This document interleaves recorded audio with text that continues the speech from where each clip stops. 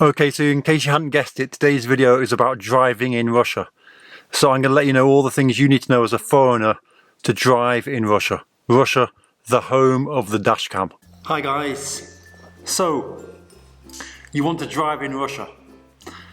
The first thing you need to know is that obviously Russians drive on the right hand side. So if you're from the UK or from Australia, it's going to be a bit of a transition period for you. For me, there was a transition period because I was used to driving on the left hand side, coming from the UK. But you pick up really quickly. Now, with regarding to driving, I guess, when you first come over here, the first thing, if you want to start driving, you probably won't be driving your own car. And it's a lot easier to drive someone else's car than to register your own car. But we'll look at that and this as well. Now, when you obviously drive your car, you need your license. If you have a license from the UK or from the US or from Europe, that's fine. You can use that license. Obviously, you're not a citizen of Russia, so you can't have a Russian driving license. But what you need to do is, first of all, you need to get a translation of your driving license, and then you need to get that translation notarized at a notary.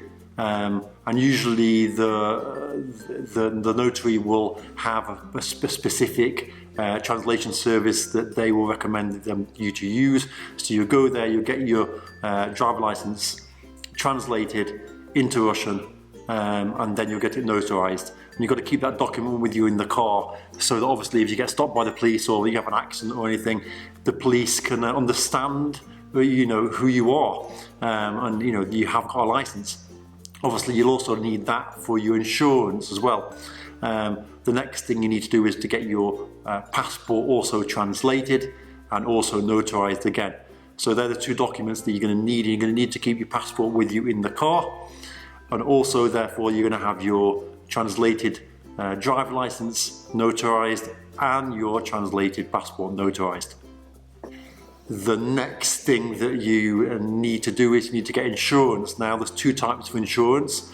The first insurance is just like kind of basic insurance. It doesn't cost very much money. It's got cost about 100 quid, depending obviously on what car you're driving. And the other insurance is like the fully comprehensive insurance.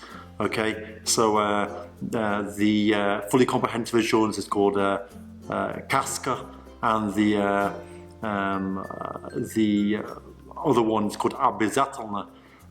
It's also called Osaga, which is basically your standard insurance. I recommend that if you've got a car that you value, you should get fully comprehensive insurance. Not because obviously you might crash, but someone might crash into you, and they might not have fully comprehensive insurance, and therefore they're not going to be able to pay for your damages. So I would definitely get the fully comprehensive insurance if I was you. I've been involved in a few crashes here. A couple have been, one's been determined my fault, even though I disputed it, and the other ones were not my fault, but I've always claimed through my own insurance. So so you need to get that insurance. The next thing you need to know is that you have tax. So just like in the UK, anywhere probably in the world, you have road tax, and that's paid once a year. And you've got to make sure you pay it, otherwise you get stopped by the car. They'll find out by your number that you haven't paid the tax. You could be arrested, so you don't want that. Okay, so this is a document you'll get for your car, and basically just has all the information on there, so that when the police ask you, you can just give it to them. It has all the information relevant to your car. It's like your car is registered. Okay, so you'll need that. So obviously you keep that with you with your passport in the car, and so if you do get stopped, you can provide that documentation. Other things that you're required to have in the car are a fire extinguisher, a first aid kit, and also a hazard warning sign. The hazard warning sign you need to put behind your car in case you have a crash, just to show other motorists and pedestrians that, you know, they need to make way, or, you know, so you put it a few meters ahead of the crash so that, you know, motorists can understand that you've had a crash. Okay, so this is the thing you need to keep in your car. Got the fire extinguisher there, the first aid kit, got the rope for towing. Then this one here is the triangle hazard warning sign. The first aid kit and the fire extinguisher and this hazard sign, they're available in all the petrol stations and all the hypermarkets everywhere. You know, you can pick one of those up and you just keep it in your car. Probably will never have to use it, but you never know. Another thing, if you crash, then you have to remain in the exact place where you had the crash. So you leave your car, you put your hazard lights on, you leave your car exactly where it is, you put your hazard sign a bit before the accident to show the motorists that you've had an accident, and you have to wait for the traffic police to arrive. Now, you being a foreigner, if you don't speak Russian, you're probably going to have to ask the person who had the crash with to call the traffic police. Also, you know, a lot of insurance companies will provide you maybe with a number that you can call, so you could call them, and they will send a specialist to the scene of the accident. But again, if you don't speak Russian, that's going to be a bit difficult for you. So the best thing is to speak to the person you had the accident with and make sure they call the police. Now, in Russia, there's traffic police and normal police.